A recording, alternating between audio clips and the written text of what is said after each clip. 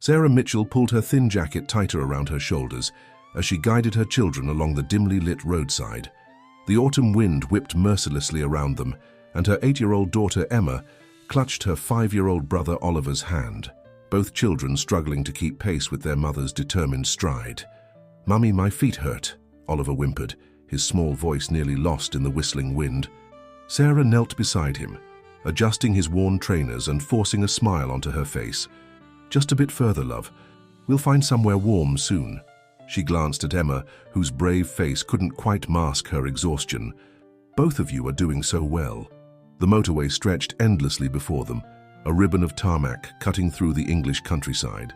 Sarah's thoughts wandered back to the events that had led them here. Richard's increasingly erratic behavior, the mounting bills, and finally, the ultimate betrayal. He had promised to drive them to her sister's house in Yorkshire, a last-chance attempt to sort things out. Instead, he had stopped at a service station, waited until she took the children to the toilet, and vanished with their luggage, their money, and any remnants of the life they had built together. That had been 6 hours ago. Her mobile phone was hidden in Oliver's stuffed rabbit, the only thing they had managed to keep with them, but its battery had long since gone flat. The few cars that passed either didn't notice them or chose not to stop, and the next town was still miles away. Emma tugged at her sleeve. "Look, Mummy, there are lights ahead."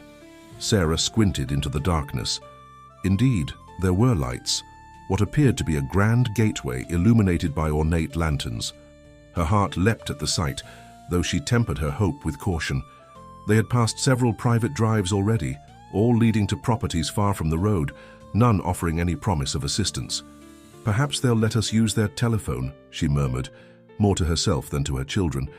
The thought of asking strangers for help made her stomach churn with anxiety, but she was running out of options.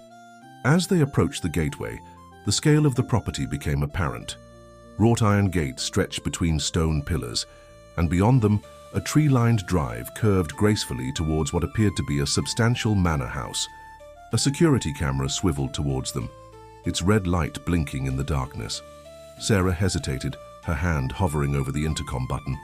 What would she say?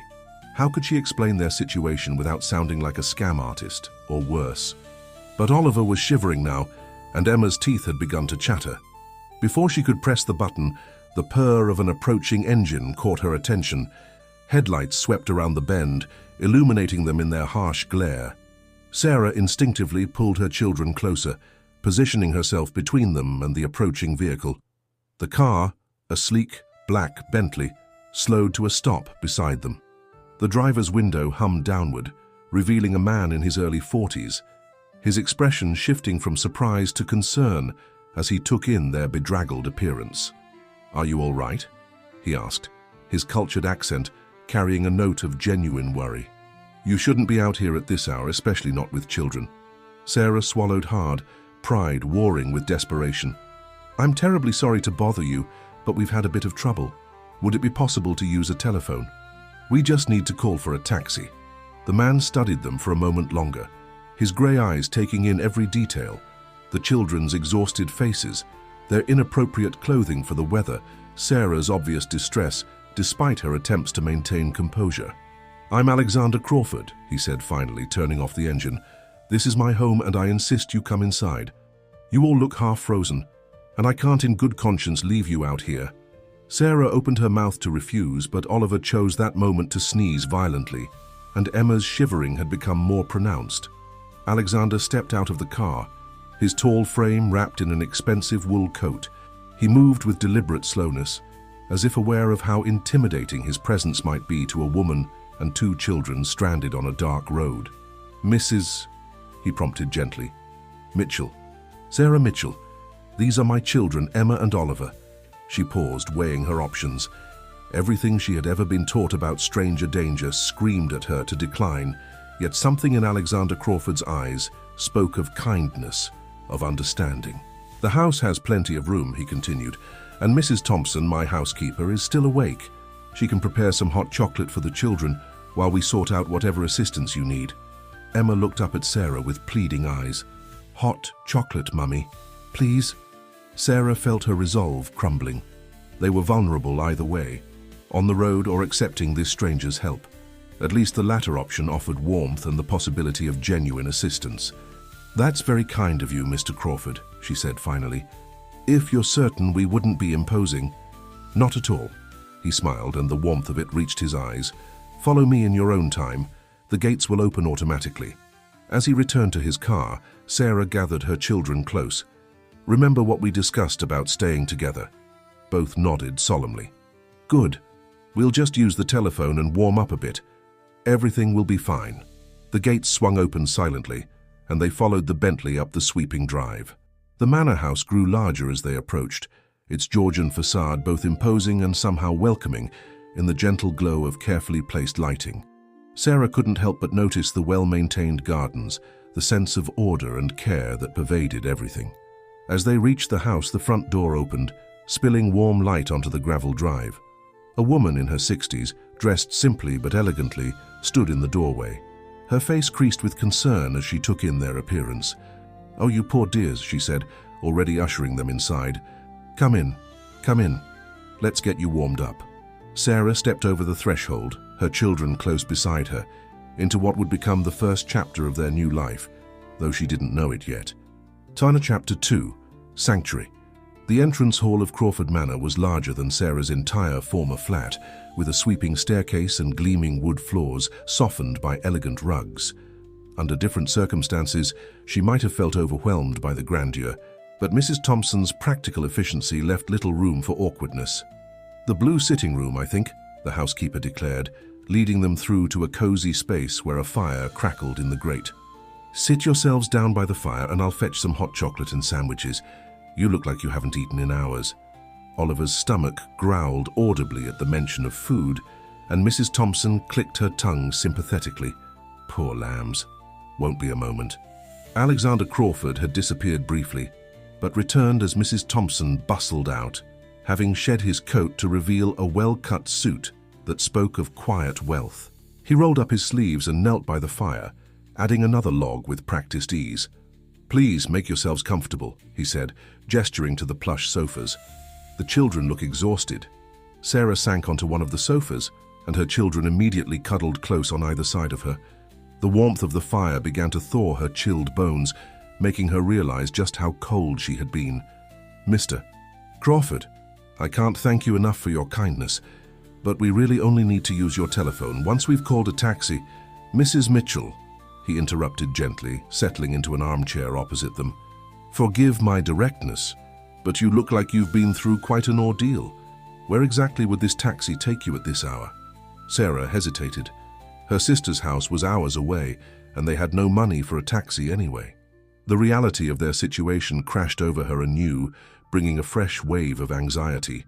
I'm not entirely sure," she admitted, her voice barely above a whisper. Alexander nodded, as if her response confirmed something he had already suspected. "Then I suggest you and your children spend the night here. We have plenty of guest rooms, and tomorrow, when you're rested, we can discuss how best to help you." Mrs. Thompson returned then, pushing a tea trolley laden with sandwiches, biscuits, and steaming mugs of hot chocolate, topped with whipped cream. Oliver's eyes widened at the sight, and even Emma's careful reserve cracked slightly. "May we, Mummy?" Emma asked quietly, her eyes fixed on the treats. "Careful, it's hot," Sarah cautioned, as Mrs. Thompson handed them each a mug. She watched as her children took careful sips, leaving chocolate mustaches that made Alexander smile. "Mrs. Thompson," he said, "would you mind preparing the family suite in the East Wing, and perhaps you could find some nightclothes for our guests?" "Already on it, sir," the housekeeper replied with a knowing smile. "I'll just pop up and make sure everything's ready." As the children devoured sandwiches and biscuits, Sarah found herself studying their host. Alexander Crawford carried himself with the confidence of someone accustomed to wealth and power, yet there was something gentle in his manner, especially when he spoke to the children.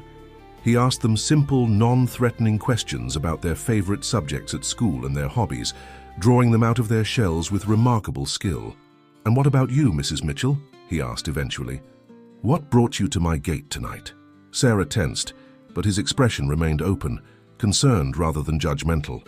She glanced at her children, who were now drowsing against her, their bellies full and their eyes heavy with sleep. "It's complicated," she said softly. Life often is, he replied. But perhaps that's a conversation for tomorrow. Your children are almost asleep, and you look ready to follow them. As if on cue, Mrs. Thompson reappeared. Everything's ready upstairs. I've laid out night clothes for everyone and turned down the beds. There are new toothbrushes in the ensuite bathroom. Thank you, Mrs. Thompson. Would you mind showing them up? Alexander stood, straightening his cuffs. Mrs. Mitchell, please don't worry about anything tonight, just rest. We can sort everything else out in the morning. Sarah gently roused her children, who stumbled sleepily to their feet. As they followed Mrs. Thompson towards the door, Sarah paused and turned back. Mr. Crawford, why are you doing this? You don't know us. We could be anyone. He was quiet for a moment, his expression thoughtful. Sometimes, Mrs. Mitchell, life presents us with opportunities to help others. I believe in taking those opportunities when they arise. He smiled slightly. Besides, I trust Mrs. Thompson's judgment implicitly, and she clearly thinks you belong here tonight. The housekeeper made a sound that might have been a chuckle. Come along now, dear. Let's get you all settled. As they climbed the magnificent staircase, Sarah felt as though she were in a dream. The events of the day seemed to blur together. The abandonment, the long hours of walking, and now this unexpected sanctuary. Part of her wanted to question it all, to look for hidden motives or potential dangers, but exhaustion was winning out over caution. The family suite proved to be a comfortable apartment with 2 bedrooms connected by a sitting room. Mrs. Thompson showed them where everything was, including the children's room with its 2 twin beds and a selection of soft pajamas that looked brand new. I keep a supply for when Mr. Crawford's nieces and nephews visit, she explained, helping Oliver into a pair decorated with rockets and stars. Now, is there anything else you need? Sarah looked around the luxurious space, at her children being tucked into beds with clouds of duvets and plump pillows, and felt tears pricking at her eyes. You've done so much already, she managed. Mrs. Thompson patted her arm. Get some rest, dear. Tomorrow is another day. Later, lying in the most comfortable bed she had ever experienced, Sarah stared at the ceiling and tried to make sense of the day's events. She thought of Richard's betrayal, of the long hours of uncertainty, and of the unexpected kindness of strangers. As sleep began to claim her, she wondered what tomorrow would bring, and whether she dared to hope that things might actually get better. Chapter 3. Morning Light. Sunlight streamed through the tall windows of the family suite, casting warm patterns across Sarah's face. For a moment she felt disoriented by the unfamiliar surroundings, the high ceilings, the elegant furnishings, the impossibly soft bedding. Then the events of the previous night came rushing back and she sat up quickly, her heart racing. A gentle knock at the door preceded Mrs. Thompson's entrance. The housekeeper carried a tray laden with tea, toast and fresh fruit. Good morning, dear, she said cheerfully. The children are already up and having breakfast in the kitchen with Mr. Crawford. I thought you might appreciate a quiet moment to yourself. Sarah glanced at the clock on the bedside table. Nearly 9 o'clock. She couldn't remember the last time she'd slept so late. Oh, I should have been up hours ago. The children are absolutely fine, Mrs. Thompson interrupted firmly, setting down the tray. Emma is teaching Mr. Crawford how to play some sort of clapping game, and Oliver is thoroughly occupied with pancakes and berries. Now, drink your tea while it's hot. The normality of the scene Mrs. Thompson described made Sarah's eyes fill with tears. How long had it been since her children had enjoyed a proper breakfast, since they'd felt safe enough to play? Mrs. Thompson sat on the edge of the bed, her kind face serious. Mr. Crawford asked me to tell you that he's cancelled his meetings for today. He thought you might want to discuss your situation and consider your options. That's very kind, but we've imposed enough already. We should finish our breakfast and then have a proper chat, Mrs. Thompson said firmly. I've laid out some clothes for you in the dressing room. They might be a bit big. They belong to Mr. Crawford's sister, but they'll do for now. Before Sarah could protest further, the housekeeper had swept out of the room, leaving her alone with the steaming tea and her thoughts. The clothes in the dressing room proved to be simple but elegant. Dark jeans, a soft cashmere jumper, and even new undergarments with the tag still attached. Freshly showered and dressed, Sarah felt more human than she had in weeks. She made her way downstairs, following the sound of children's laughter to a sunny kitchen that looked like something from a magazine. Emma and Oliver sat at a large island, their faces bright with excitement, as Alexander demonstrated how to drizzle syrup in patterns across their pancakes. "Mummy," Oliver squealed, his face sticky with syrup. "Mr. Crawford makes pictures with the syrup. Look, this one's a cat." Alexander looked up, and something in his expression made Sarah's heart skip. He wore casual clothes now, a light blue Oxford shirt and grey trousers, and seemed perfectly at ease with her children. "Good morning, Mrs. Mitchell. I hope you slept well?" "Please call me Sarah," she said, surprising herself. "And yes, thank you. Better than I have in quite a while." He nodded, understanding in his eyes. "Sarah it is then. And I'm Alexander." He gestured to a fresh stack of pancakes. "Would you like breakfast? The children have been helping me perfect my technique." "He wasn't very good at first, Mummy," Emma confided, "but he's learning." Alexander's laugh was warm and genuine. Nothing like brutal honesty from an 8-year-old to keep one humble. Sarah found herself smiling as she settled beside her children. The kitchen was warm and bright, filled with the scent of coffee and the comfortable sounds of domestic life. It felt surreal, this pocket of peace after so much chaos. As the children finished their breakfast, Mrs. Thompson appeared to whisk them away. "There's a playroom upstairs," she announced, "with books and games, and even an old rocking horse that needs testing." Once they were alone, Alexander poured 2 cups of coffee and led Sarah to a comfortable sitting room overlooking the gardens. The morning sun painted everything in soft gold, making the formal space feel warm and inviting. "I know you're probably wondering about my motives," he said quietly, settling into an armchair. "Why I brought strangers into my home, why I'm offering help." Sarah cradled her coffee cup, appreciating its warmth. "The thought had crossed my mind. I lost my wife and daughter 5 years ago," he said, his voice gentle but matter-of-fact. "Victoria had complications during childbirth. Neither she nor Charlotte survived. This house became very empty after that." "I'm so sorry," Sarah whispered, understanding now the shadow she'd glimpsed behind his smile. "Thank you. It took me a long time to find purpose again. I threw myself into work, expanded the business, made more money than anyone could spend in a lifetime." He paused, looking out at the garden. "But last night, seeing you and your children on that road, I couldn't just drive past, not when I had the means to help." Sarah felt tears threatening again. "Alexander, what you've done for us, I don't know how to thank you." "Don't thank me yet," he said with a slight smile. "First tell me how you ended up on that road. And more importantly, tell me what you want to do next." She took a deep breath, fingers tightening around her coffee cup. The story spilled out then. Richard's gambling, his increasingly controlling behavior, the isolation from her family and friends, and finally the abandonment that had left them stranded. Alexander listened without interrupting, his expression growing darker at certain points in her narrative.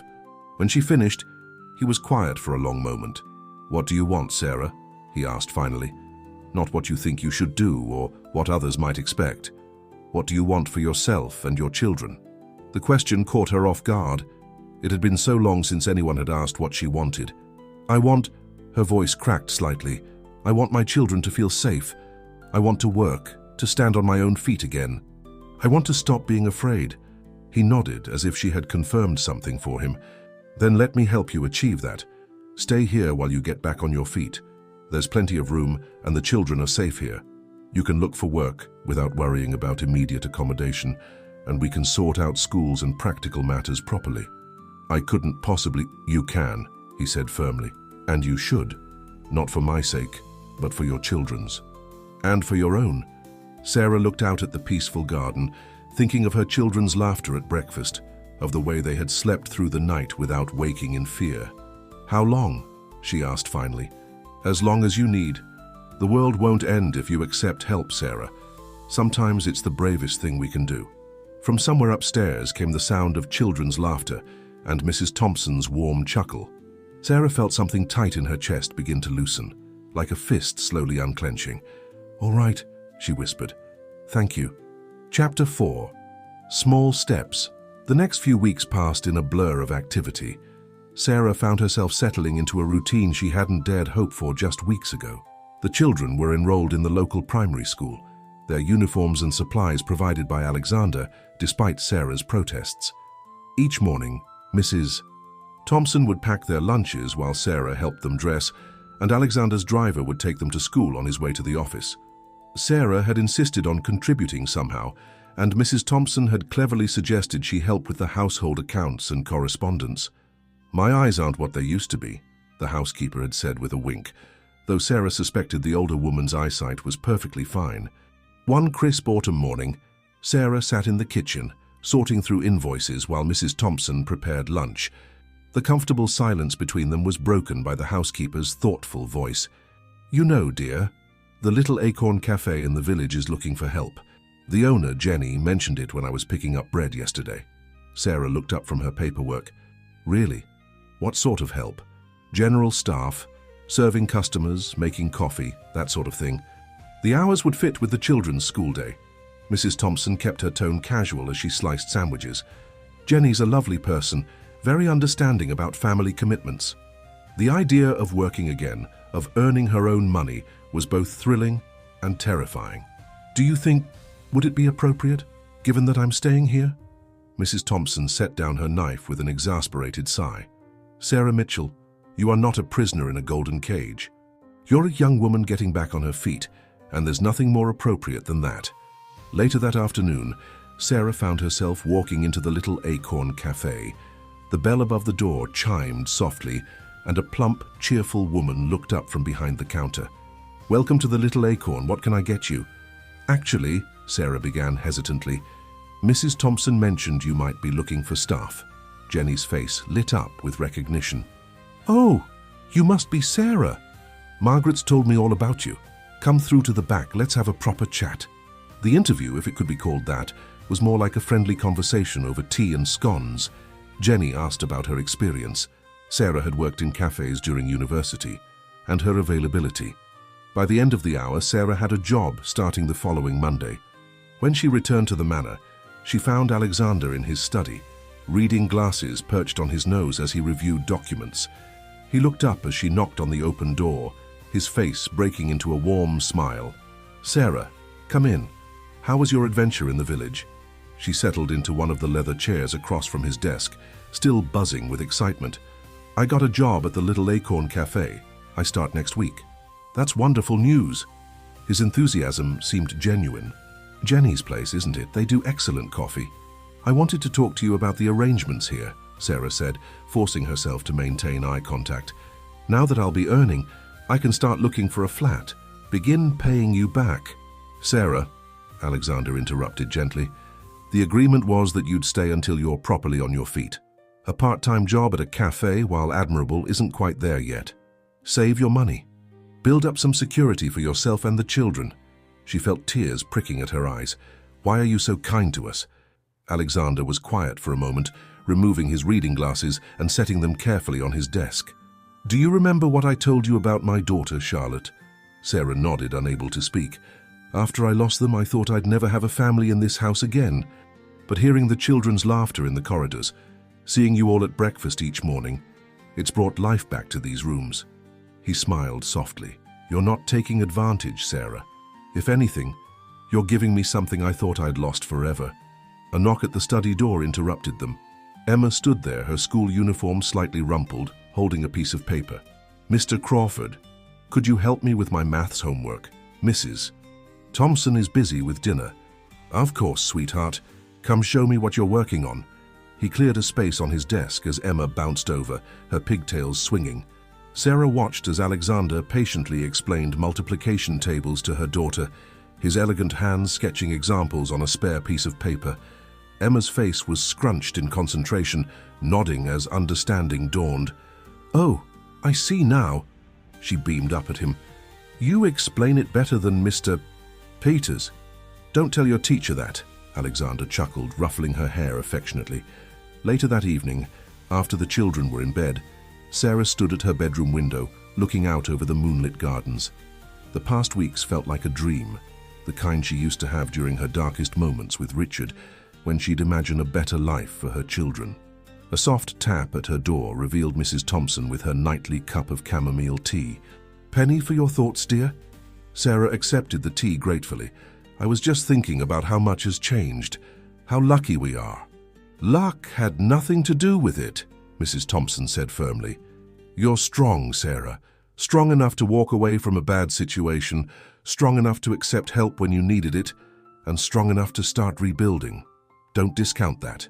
As Mrs. Thompson bid her good night, Sarah sipped her tea and considered the housekeeper's words. Perhaps she was right. Perhaps accepting help wasn't weakness after all. Perhaps it was the first step toward becoming the person she'd always wanted to be, someone her children could be proud of, someone who was proud of herself. Chapter 5. Shadows from the Past. The little Acorn Cafe had become Sarah's sanctuary during the day. She enjoyed the rhythm of making coffee, serving customers, and chatting with the regulars who stopped by. Jenny had proven to be an understanding boss, and her colleagues had welcomed her warmly. For the first time in years, she felt like herself again. One rainy Tuesday afternoon, as Sarah wiped down tables during a quiet moment, the cafe door chimed. She looked up with her usual welcoming smile, which froze on her face as she recognized the man standing in the doorway. Richard. He looked exactly as she remembered, handsome in a calculated way, his clothes carefully chosen to project success. But now she could see what she'd missed before, the coldness in his eyes, the slight curl of contempt in his lips. "Hello, Sarah," he said softly, approaching the counter. "You look well." Sarah's hands trembled slightly as she set down her cleaning cloth. "What are you doing here, Richard?" "Looking for you, of course." He glanced around the cafe with an air of subtle disdain. "A waitress, Sarah? Really? Is this what you've reduced yourself to?" Before she could respond, Jenny emerged from the kitchen. Something in Sarah's expression must have alerted her, because she immediately stepped forward. "Everything all right here, Sarah?" Richard's face transformed instantly into a mask of charm. "Just catching up with my wife. Family matter, you understand." "Ex-wife," Sarah corrected firmly, finding her voice, "and we have nothing to discuss." "The children are my family too," Richard said, his tone reasonable, but his eyes hard. "I have rights." Jenny moved closer to Sarah. "Sir, I'm going to have to ask you to leave. We don't want any trouble here." Richard held up his hands in a gesture of mock surrender. "No trouble. I just wanted to let Sarah know that I'll be filing for shared custody. The children need their father." He placed a business card on the counter. "My solicitor's details, have your representative contact them." After he left, Sarah's legs gave out, and she sank onto the nearest chair. Jenny quickly brought her a glass of water and closed the cafe early, sitting with her while she called Alexander. Within 20 minutes, his Bentley pulled up outside. He strode into the cafe, concern etched on his face. "Are you all right? Did he threaten you?" Sarah shook her head. "Not explicitly. He wants the children." Alexander's expression hardened. "No, what he wants is to control you. But he won't succeed." He turned to Jenny. "Thank you for looking after her. Sarah, let's get you home."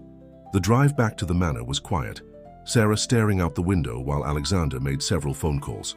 She could hear fragments of conversations about solicitors and court orders, but her mind was trapped in memories of her life with Richard. At the manor, Mrs. Thompson took one look at Sarah's face and whisked her into the kitchen, sitting her down with a strong cup of tea while Alexander continued his calls in his study. "The children?" Sarah asked anxiously. "Safe at school," Mrs. Thompson assured her. "George will pick them up as usual. They need never know anything happened today." Alexander joined them shortly, his manner calm but purposeful. "I've spoken to my solicitor, Patricia Henderson. She's one of the best family law specialists in the country. She'd like to meet with you tomorrow morning." Sarah clutched her teacup. "I can't afford—" "Sarah," Alexander interrupted gently. "Please, let me help. This isn't just about money. It's about protecting your children." Mrs. Thompson nodded firmly. "He's right, dear. This is no time for pride." Sarah thought of her children, of how they'd finally started to feel secure. Emma was doing well in school, making friends. Oliver had stopped having nightmares. She couldn't let Richard destroy that. "What do we do first?" she asked. Alexander pulled out his tablet. "Patricia has sent over some forms. We need to document everything. The abandonment, any previous incidents, everything that happened today. Then we'll file for an emergency court order to prevent him from approaching you or the children."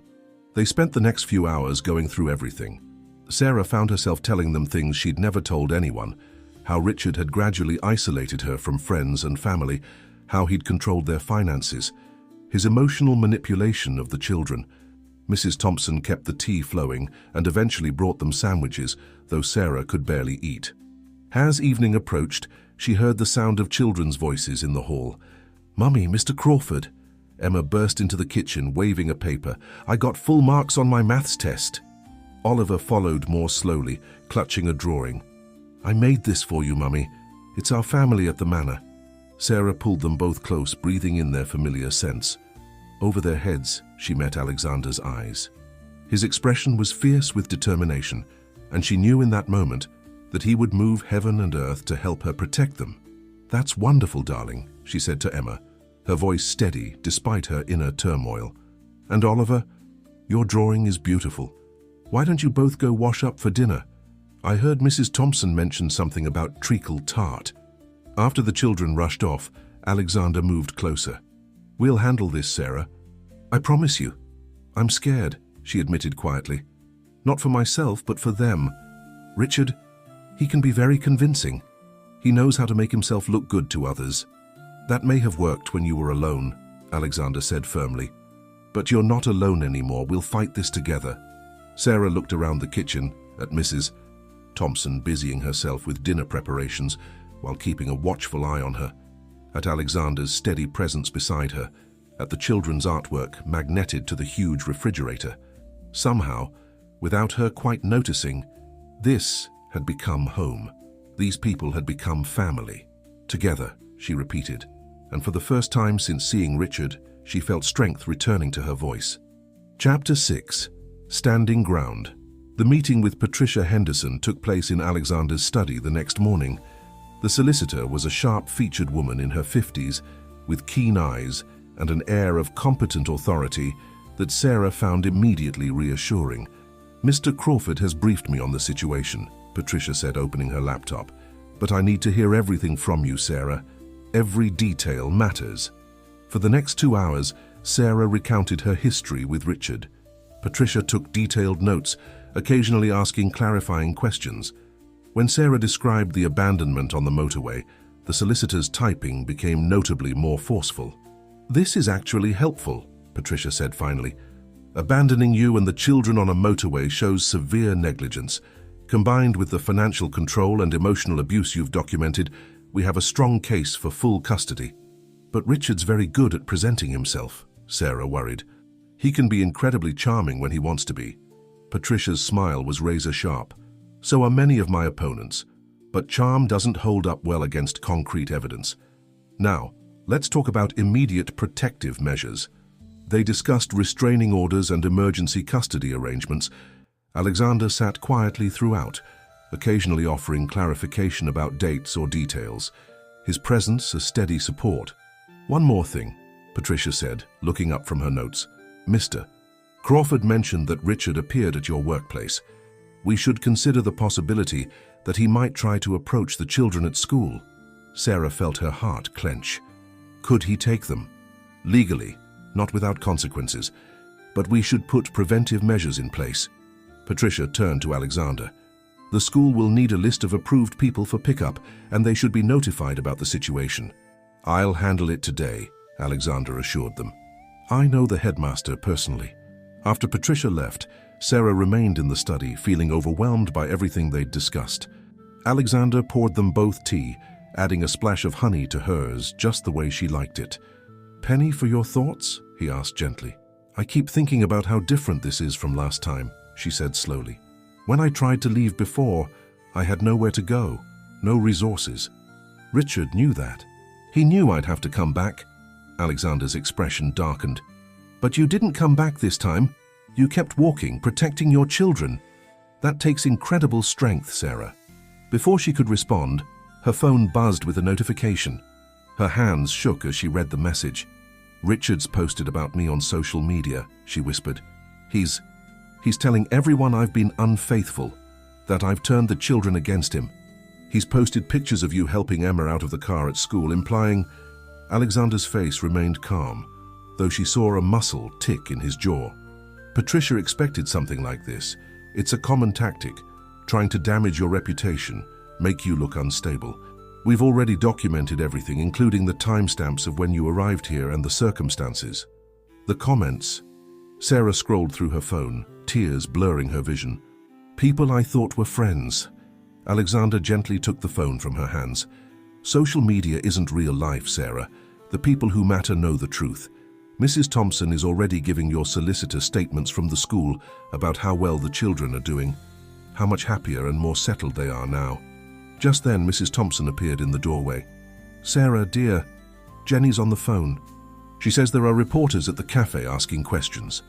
Sarah's legs went weak, but Alexander was already moving into action. I'll handle this, he said, reaching for his own phone.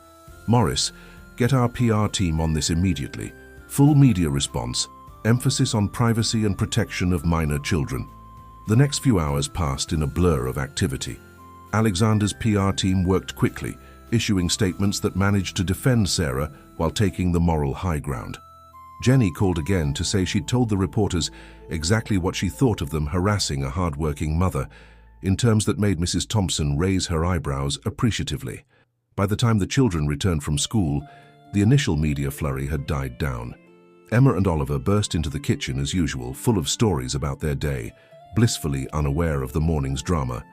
Mr. Crawford, Oliver ran to Alexander, who had become a constant presence at afternoon tea. Can we play chess again? I've been practicing with the computer at school. Of course, champ. Alexander ruffled the boy's hair. But homework first, remember? Sarah watched them together. Alexander's patient guidance, Oliver's eager determination, Emma setting up her books at the kitchen table, while Mrs. Thompson distributed snacks. This was real, she realized. Not the twisted version Richard was trying to present to the world, but this, a family supporting each other, children thriving, love freely given and received. Later that evening, after the children were asleep, Sarah found Alexander in the conservatory. He sat in his usual chair, reading glasses perched on his nose as he reviewed documents. Thank you, she said simply, for everything today. He looked up, his expression soft in the evening light. You don't need to thank me, Sarah. I told you before, we're in this together. I know, that's what Richard never understood. He thought being strong meant standing alone, never needing anyone. She settled into the chair opposite Alexander. But real strength is knowing when to accept help, isn't it? When to let people stand with you. Alexander set aside his papers. Exactly. And speaking of standing together, Patricia called while you were putting the children to bed. The emergency custody order has been granted. Richard can't legally approach you or the children until the court hearing. Sarah felt tears of relief spring to her eyes. Really? Really. It's just the first step, but it's a significant one. He leaned forward, his expression serious. I know you're worried about the court case, about Richard's accusations, but you have something he doesn't, Sarah. What's that? The truth, and people who know it, who will stand up and tell it. He smiled slightly. Starting with a very determined housekeeper who's already prepared a detailed account of the children's progress since arriving here. Sarah laughed despite her tears. Mrs. Thompson is a force of nature, isn't she? That she is. Alexander's expression grew thoughtful. You know, she told me something interesting the other day. She said sometimes life's greatest blessings come disguised as challenges. That night on the motorway, it was terrible for you and the children. But look what came from it. Sarah looked around the conservatory, at the peaceful garden beyond, thinking of her children sleeping safely upstairs. A fresh start, she said softly. A chance to be brave. Chapter 7. Growing Stronger. The autumn days grew shorter, and Sarah found herself settling into a new rhythm. Her shifts at the Little Acorn had become more regular, and Jenny had recently promoted her to assistant manager. The cafe had weathered the brief media storm with remarkable grace, their regular customers rallying around Sarah with fierce loyalty. One particularly busy morning, as Sarah expertly managed the breakfast rush, she caught sight of Alexander through the cafe window. He stood outside, talking on his phone, and something about his presence made her pause. He'd been doing that more often lately, stopping by the cafe on his way to meetings, bringing work to do at one of the corner tables, always careful to maintain a respectful distance while staying close enough to make her feel secure. Jenny appeared at her elbow, following her gaze. He's a good man, that one, she said softly. Not many would do what he's done for you and the children. Sarah felt her cheeks warm. He's been incredibly kind. Kind, yes, Jenny agreed with a knowing smile. But it's more than that, isn't it? Before Sarah could respond, the cafe door chimed and Alexander entered, shaking rain from his umbrella. He smiled warmly at her, and Sarah felt her heart skip in a way that had nothing to do with anxiety. "The usual?" she asked, already reaching for a cup.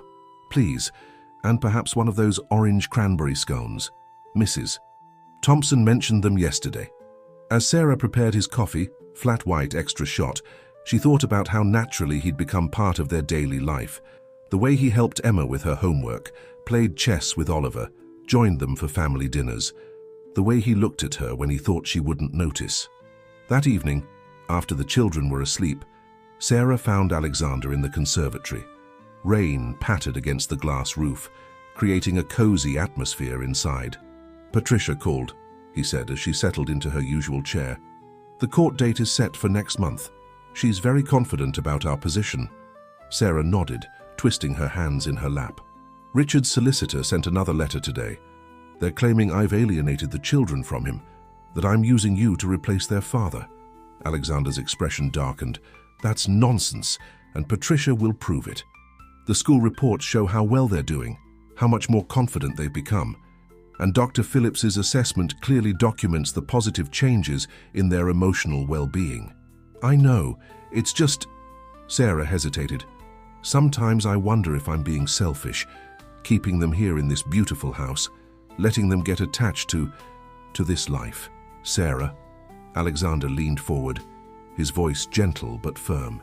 "You're giving your children stability, safety, and love. There's nothing selfish about that." She met his eyes, seeing the warmth there, the understanding that went beyond mere kindness. "Alexander, A crash from upstairs interrupted her, followed by Oliver's frightened cry. They both rushed to the boy's room, finding him tangled in his bedsheets, tears streaming down his face. "Bad dream," he sobbed as Sarah gathered him close. "Daddy was here. He was trying to take us away." Alexander knelt beside the bed, his hand steady on Oliver's shoulder. "Nobody's taking you anywhere, champ. You're safe here." Emma appeared in the doorway, her face worried. "I heard crying. Is Ollie okay?" "Come here, darling," Sarah said, making room on the bed. As both children cuddled close, she met Alexander's eyes over their heads. His expression held such tenderness, it made her throat tight. "Would a story help?" he suggested, reaching for the book they'd been reading together, a beautifully illustrated collection of children's classics that had belonged to his sister. The children nodded eagerly, and Alexander settled into the reading chair, his rich voice bringing the words to life. Sarah watched as her children's eyes grew heavy, their breathing evening out as they drifted back to sleep. Later, as they quietly left the room, Alexander touched her arm. "Stay strong, Sarah. You're doing the right thing." She looked up at him, suddenly very aware of his closeness, of the warmth of his hand on her arm. "How do you always know exactly what to say?" His smile was soft in the dim hallway light.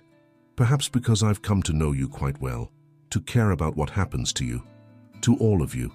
The moment stretched between them, full of unspoken possibilities. Then Mrs. Thompson's quiet footsteps approached, and they stepped apart. "Everything all right?" the housekeeper asked, though her knowing look suggested she'd seen more than she let on.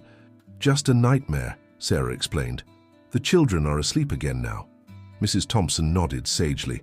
"Children are resilient, dear, especially when they're surrounded by love." Her emphasis on the last word was subtle but unmistakable. As Sarah prepared for bed that night, she thought about Jenny's words at the cafe, about the way Alexander had looked at her in the hallway. She thought about how her heart raced when he was near, how safe she felt in his presence, how much she'd come to rely on his quiet strength. She was falling in love with him, she realized. The knowledge should have frightened her after everything with Richard. Instead, it felt like the most natural thing in the world, as natural as the way he'd become part of their family, as right as the way her children's faces lit up when he entered a room. But with the court case looming and Richard's threats hanging over them, was there room for such feelings? Could she risk complicating their situation further? Sarah stood at her window, watching the rain fall on the darkened garden. Below, lights still burned in the conservatory, where Alexander often worked late into the night. She thought of all he'd done for them, of the life they'd built here, of the future that seemed possible now in a way it hadn't before. Perhaps, she thought, some risks were worth taking. Perhaps love, real love, wasn't a complication at all, but rather the very thing that made them strong enough to face whatever challenges lay ahead. Chapter 8. Heart's Truth. The weeks leading up to the court date passed with agonizing slowness. Sarah threw herself into work at the cafe, grateful for the distraction. The children, though largely sheltered from the legal proceedings, seemed to sense the tension in the air. Emma grew more protective of her brother, while Oliver became increasingly clingy at bedtime.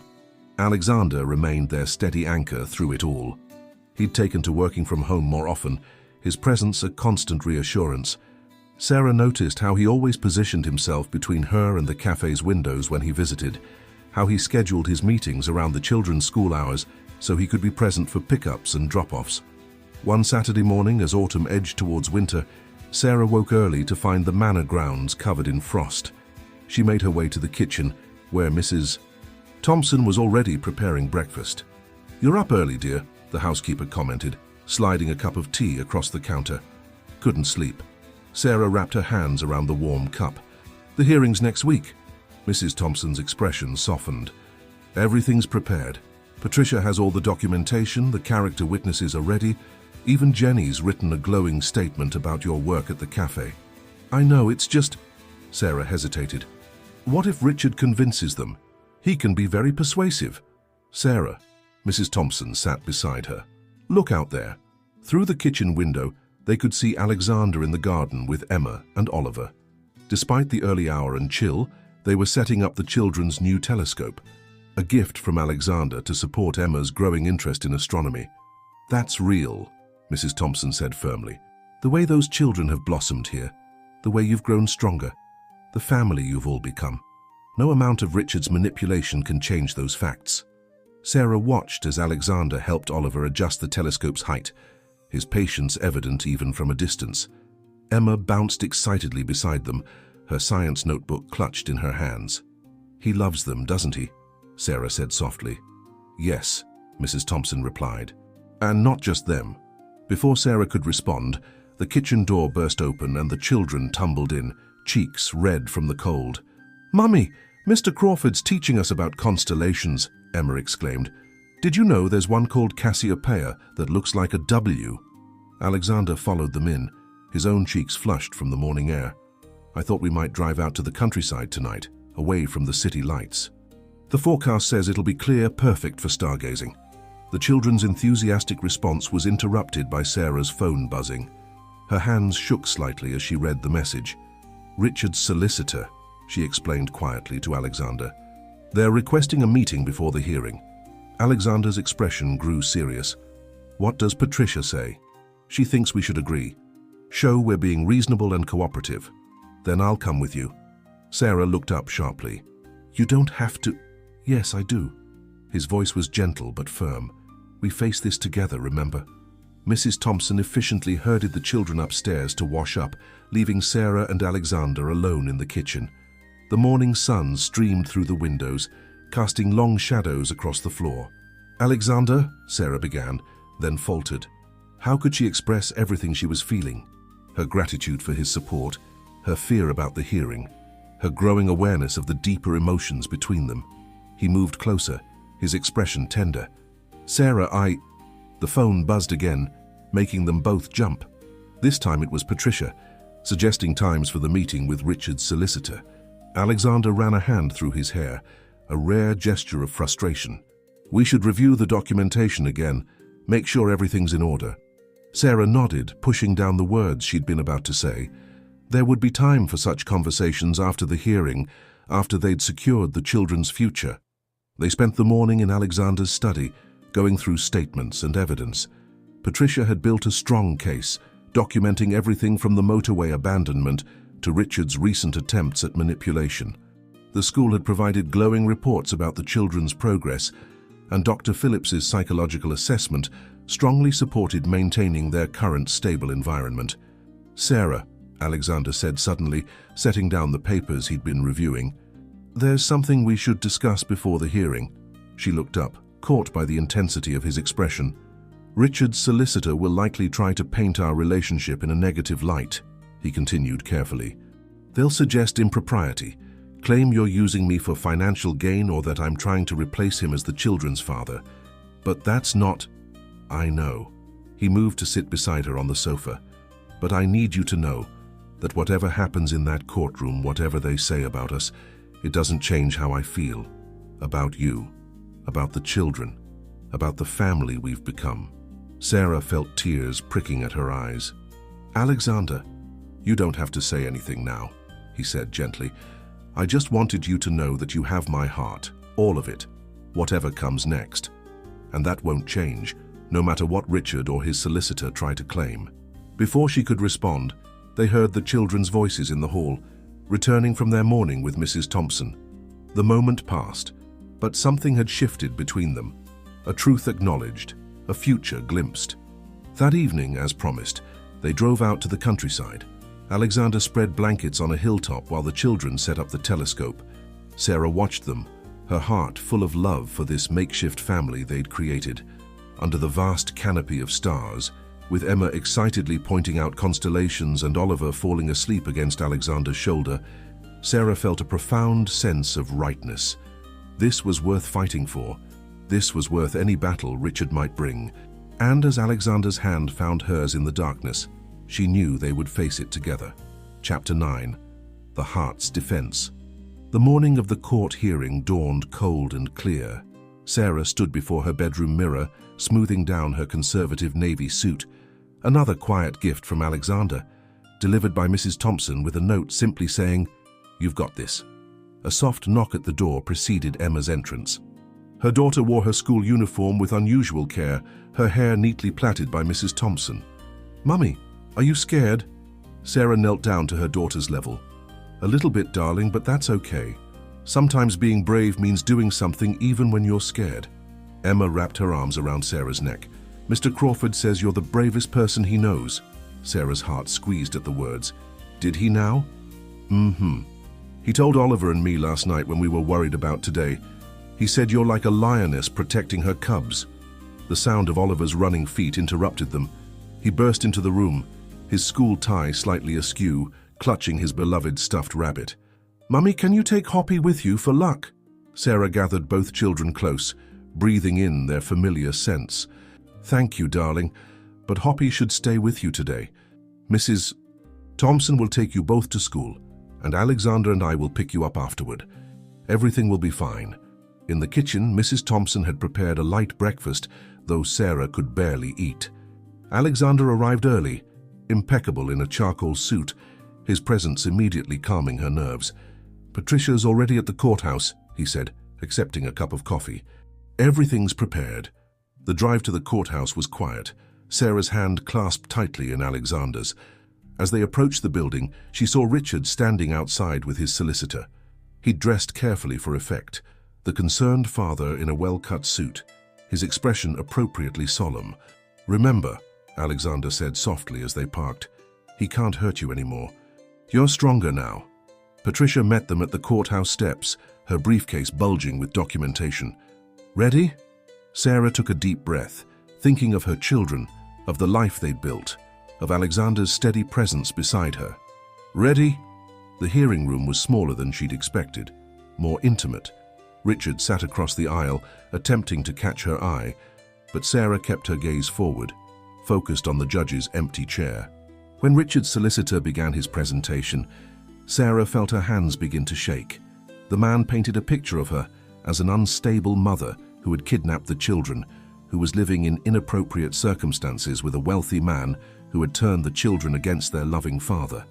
Alexander's hand found hers under the table, his touch grounding her. Then it was Patricia's turn. With surgical precision, she dismantled Richard's claims. She presented the police report from the motorway abandonment, statements from the service station staff who had witnessed Richard's departure, school reports showing the children's improved performance and emotional well-being, Dr. Phillips's assessment of their psychological progress. Furthermore, Patricia continued, we have documentation of Mr. Mitchell's gambling debts, his pattern of financial and emotional abuse, and his recent attempts at intimidation. Sarah risked a glance at Richard. His confident facade had cracked slightly, showing the anger beneath. The judge, a stern-faced woman in her 60s, reviewed the evidence carefully. When she spoke, her voice was firm and clear. "Mr. Mitchell, your actions show a pattern of behavior inconsistent with the best interests of your children. The abandonment incident alone demonstrates severe lack of judgment and responsibility." Sarah felt hope rising in her chest as the judge continued. "Mrs. Mitchell has provided extensive evidence of creating a stable, nurturing environment for the children. The reports from their school, their doctor, and independent psychological assessment all support this." Richard stood suddenly. "She's turned them against me. She's living with another man, letting him play father to my children." "Mr. Mitchell," the judge's voice cracked like a whip, "sit down, or I will have you removed. Your outburst only serves to support the concerns raised about your behavior." After Richard subsided, the judge shuffled her papers. "I am granting Mrs. Mitchell full custody of the children. Mr. Mitchell will have no visitation rights until he has completed anger management courses and demonstrated substantial behavioral change. Furthermore, the existing restraining order will remain in place." Sarah felt tears sliding down her cheeks as Patricia squeezed her shoulder. Alexander's hand tightened around hers. "Additionally," the judge continued, "Mr. Mitchell will be required to pay child support arrears dating from the abandonment incident. Court officers will escort Mrs. Mitchell and her party from the building to ensure their safety." Outside the courthouse, surrounded by their legal team and security, Sarah finally let herself breathe fully. Alexander pulled her into a gentle embrace. "You did it," he whispered. "You protected them." Patricia was already on her phone, ensuring the court orders would be properly filed and served. "The children are officially safe, Sarah. He can't touch them now." Sarah thought of Emma and Oliver at school, probably watching the clock, waiting to hear the outcome. She thought of Mrs. Thompson, who had promised to bake their favorite chocolate cake for tea. She thought of all the people who had stood by her, supported her, believed in her. "Can we pick up the children early?" she asked Alexander. "I want to tell them in person." His smile was tender. "Of course. Though I suspect Mrs. Thompson has already texted the school secretary. She has a rather extensive information network." In the car, Sarah felt lighter than she had in months. The future stretched before her, full of possibilities she'd never dared imagine before. "Alexander," she began, then hesitated. He glanced at her, his expression soft. "Yes? Thank you. Not just for today, but for everything. For believing in me when I barely believed in myself. Sarah." He took her hand again, his thumb tracing gentle patterns on her palm. "You did all the hard work. I just had the privilege of watching you become the person you were always meant to be." As they drove toward the school, Sarah thought about how far she'd come from that desperate night on the motorway. She had faced her fears, fought for her children, and found strength she never knew she possessed. And somewhere along the way, she had found love too. Not the controlling, demanding kind she'd known with Richard, but something warm and steady and true. Something worth fighting for. Something worth building a future on. Chapter 10. New Beginnings. The weeks following the court hearing brought a profound sense of peace to Crawford Manor. Free from Richard's shadow, Sarah watched her children truly blossom. Emma joined the school science club, her interest in astronomy growing stronger with Alexander's encouragement. Oliver, no longer plagued by nightmares, started taking piano lessons on the manor's grand piano, his small fingers picking out simple tunes that filled the house with music. One crisp winter morning, Sarah stood in the kitchen helping Mrs. Thompson prepare for Sunday lunch. Through the window, she could see Alexander teaching Oliver how to build a snowman, while Emma constructed an elaborate snow fort nearby. "You know," Mrs. Thompson said, peeling carrots with practiced efficiency, "I haven't seen him this happy since before he lost Victoria and Charlotte." Sarah's hand stilled on the pastry she was rolling. "Really?" "Mm-hmm." The housekeeper's knowing smile spoke volumes. "This house was so quiet before you came. Now look at it, full of life and laughter and love." Before Sarah could respond, the kitchen door burst open, letting in a blast of cold air and 3 snow-covered figures. "Mummy!" Oliver rushed to her, his cheeks red with cold and excitement. "Mr. Crawford showed me how to make the snowman really tall. And I made a fort with battlements, Emma added, shedding her wet coat.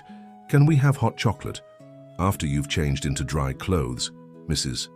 Thompson said firmly, already reaching for the cocoa. "Both of you upstairs now, and don't drip on the carpets." As the children thundered upstairs, Alexander moved to help Sarah with the pastry. His hands were cold from the snow as they brushed against hers. "Sorry," he smiled, but didn't move away. "Though I must say, domestic life suits you." Sarah felt her cheeks warm. "Does it?" "Very much so."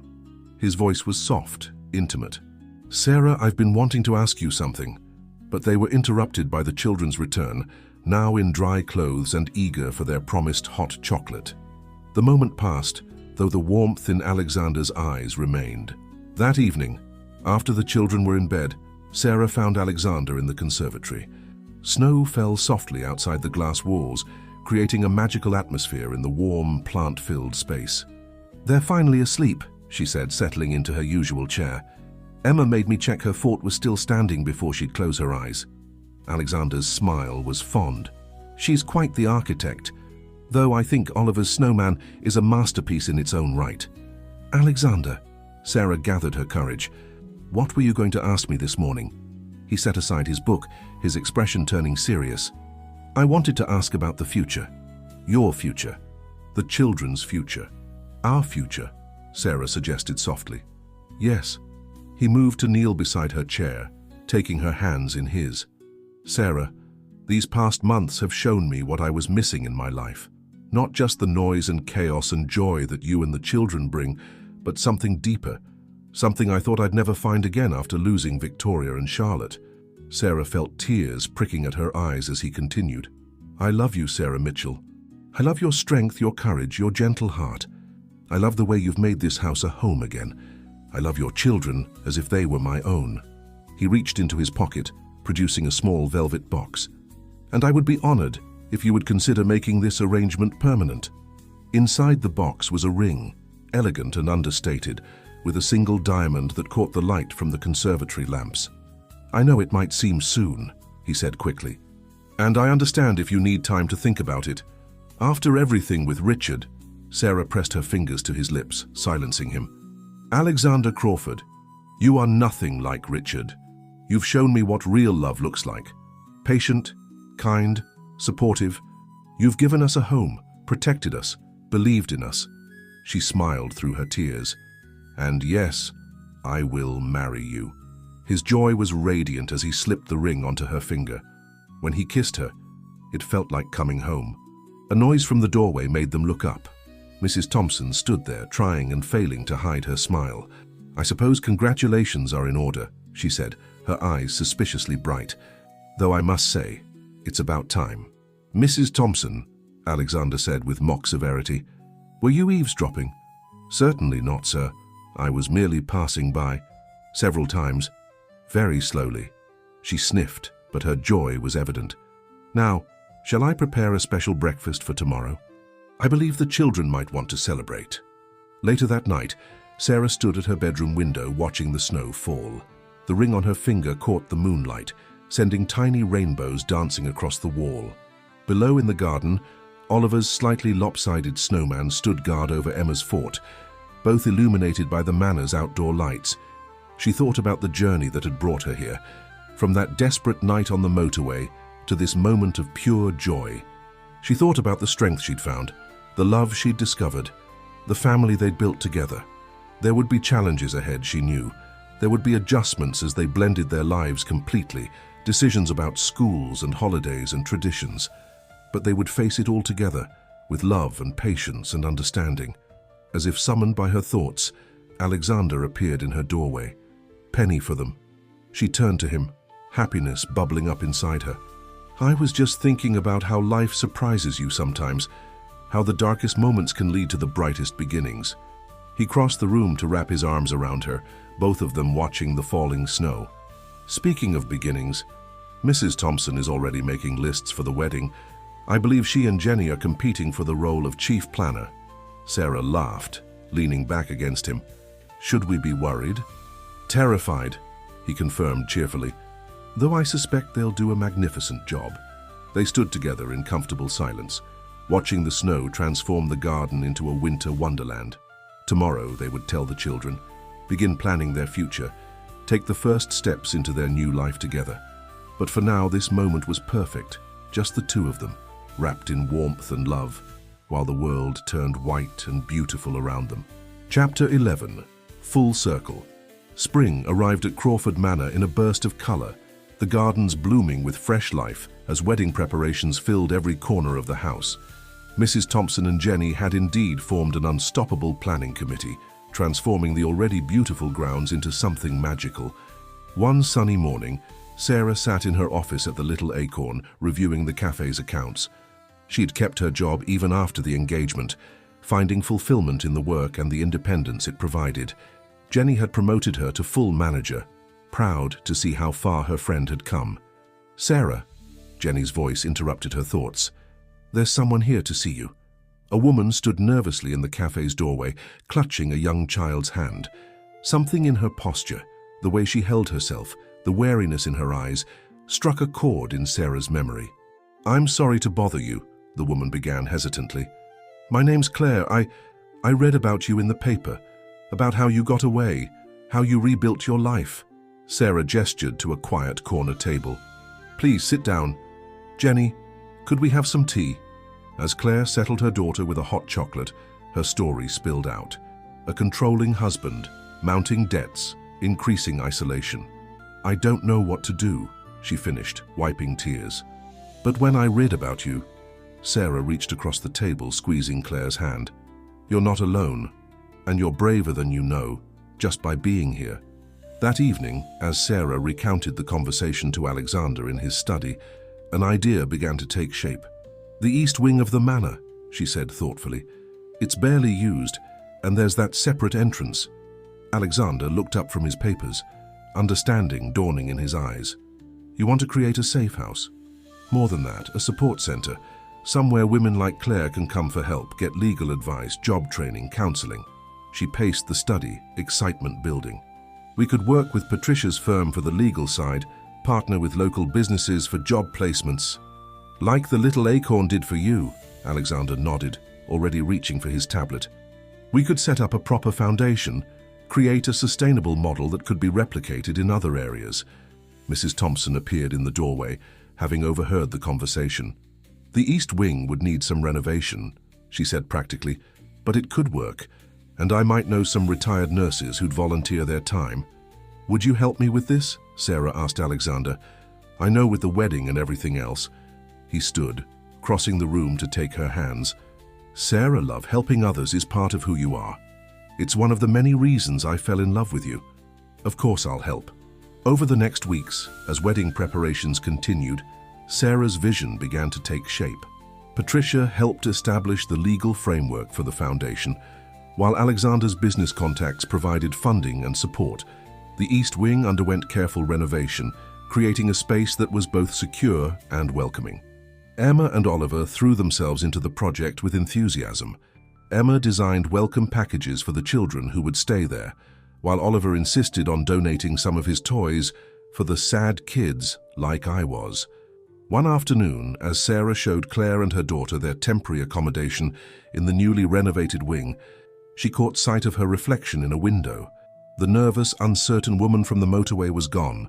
In her place stood someone stronger, someone who had not only survived, but had found the courage to help others do the same. "This place," Claire said softly, watching her daughter explore the cheerful playroom. "It gives me hope." "That's exactly what it's meant to do," Sarah replied, thinking of her own journey. Hope and a chance to start again. Later that evening, she found Alexander in their favorite spot in the conservatory. The spring sunset painted the sky in shades of pink and gold, casting a warm glow over the gardens, where their wedding would take place in just a few days. "Claire settled in," she told him, curling into her usual chair. "Her daughter's already made friends with the other children in the program." Alexander smiled, reaching for her hand. "You've created something remarkable, you know. This foundation, this safe haven, it's going to change lives." "We created it," she corrected him. "I couldn't have done any of this without you, without your support and trust. You had the vision, the understanding of what these women need. I just provided some resources." He brought her hand to his lips. Speaking of resources, Mrs. Thompson is looking for you. Something about a final fitting for your wedding dress." Sarah groaned playfully. She and Jenny have gone completely overboard with the planning. "They're excited, we all are." His expression softened. "In 3 days, you'll be my wife.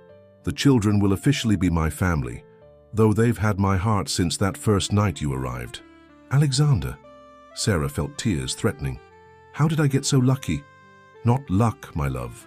Courage, strength, the willingness to trust again." He pulled her into his arms.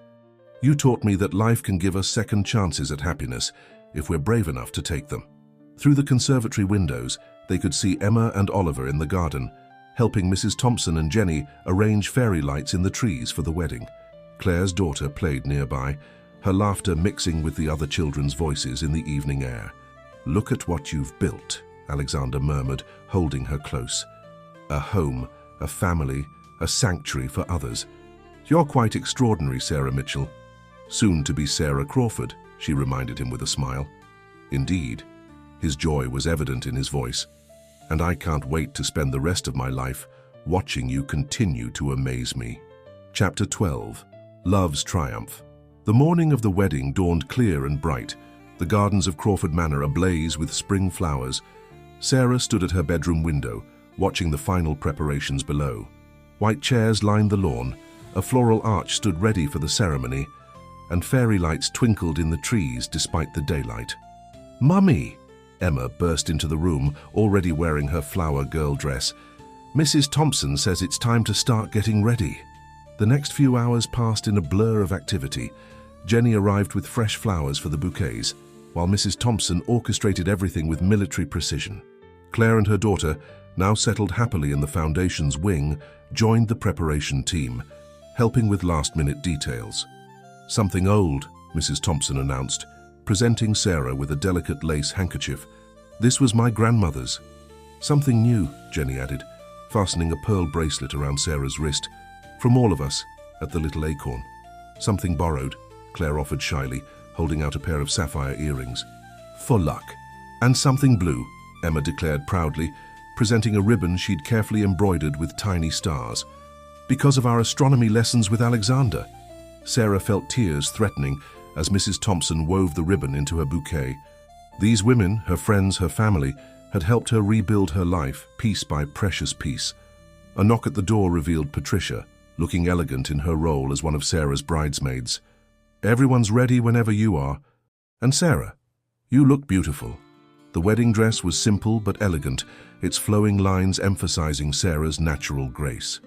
As Mrs. Thompson made the final adjustments to her veil, Sarah caught sight of herself in the full-length mirror. The woman who looked back at her stood tall and confident, her eyes bright with joy.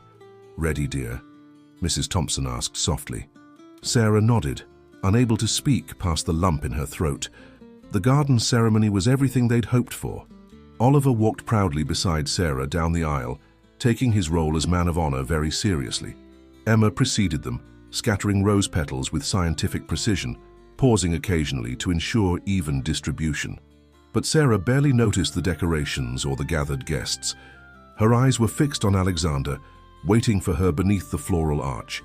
His face, when he saw her, contained such love, such wonder, that her heart felt too full to contain it all.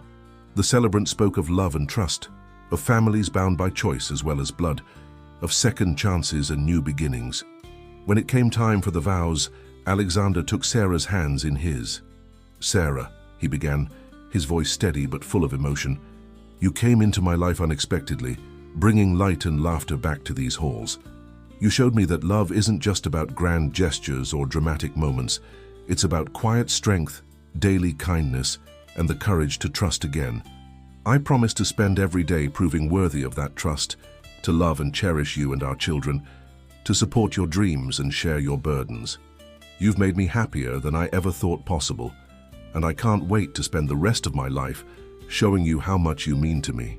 Sarah blinked back tears as she spoke her own vows. "Alexander, you saw me at my lowest moment and offered help without judgment. You gave us shelter when we needed it most, but more than that, you gave us the space and support to heal, to grow, to become stronger. You loved my children as your own before you ever told me you loved me. You've shown me what real partnership looks like. Equal, respectful, supportive. I promise to love you with the same generosity and kindness you've shown us, to be your partner in all things, to fill our home with joy and laughter. You didn't just save us that night. You showed us how to save ourselves, and in doing so you saved my heart. There wasn't a dry eye in the garden as they exchanged rings. Even Mrs. Thompson was dabbing at her eyes with her ever-present handkerchief. By the power vested in me, the celebrant smiled, I now pronounce you husband and wife. The garden erupted in cheers as Alexander kissed his bride. Emma and Oliver rushed forward to join the embrace, creating a perfect family tableau beneath the flower-laden arch. The reception that followed was a joyous celebration. Tables spread across the lawn held feast enough for an army, while fairy lights twinkled in the gathering dusk. Children from the foundation played games with Emma and Oliver, their laughter mixing with the music from the small orchestra. As evening fell, Alexander led Sarah onto the dance floor for their first dance. Happy Mrs. Crawford. Incredibly. She rested her head on his shoulder as they swayed to the music. Look at what we've created here. Around them, their guests celebrated not just their marriage, but the triumph of love over adversity. Claire danced with her daughter, her face relaxed and happy. Jenny and Mrs. Thompson sat with Patricia, already planning the foundation's next expansion. Emma taught the younger children to waltz, while Oliver showed off his newly learned piano skills to an appreciative audience. You know, Alexander murmured, that night on the motorway, when I saw you standing there with the children, something told me my life was about to change. Mine too, Sarah smiled, though I could never have imagined how completely. As the stars began to appear overhead, the same stars they'd watched on that first night of stargazing, Sarah looked around at her gathered family. Not just Alexander, Emma, and Oliver, but all of them. Mrs. Thompson, who had become like a mother to her. Jenny, whose friendship had helped her regain her confidence. Patricia, who had fought so fiercely for their future. Claire and the other women from the foundation, each finding their own path to strength. This was what healing looked like, she realized. Not just surviving, but thriving. Not just being saved, but becoming strong enough to help save others. What are you thinking about? Alexander asked softly. About journeys, she replied. About how sometimes the hardest roads can lead us exactly where we need to be. He kissed her gently as the music swelled around them. Welcome home, my love. And there, in the garden where their story had truly begun, surrounded by love and laughter and possibility, Sarah knew she was indeed home. Not just in this beautiful house, but in this life they'd built together, a life full of purpose and joy, of second chances and new beginnings, of love strong enough to light the darkest night and brave enough to last forever.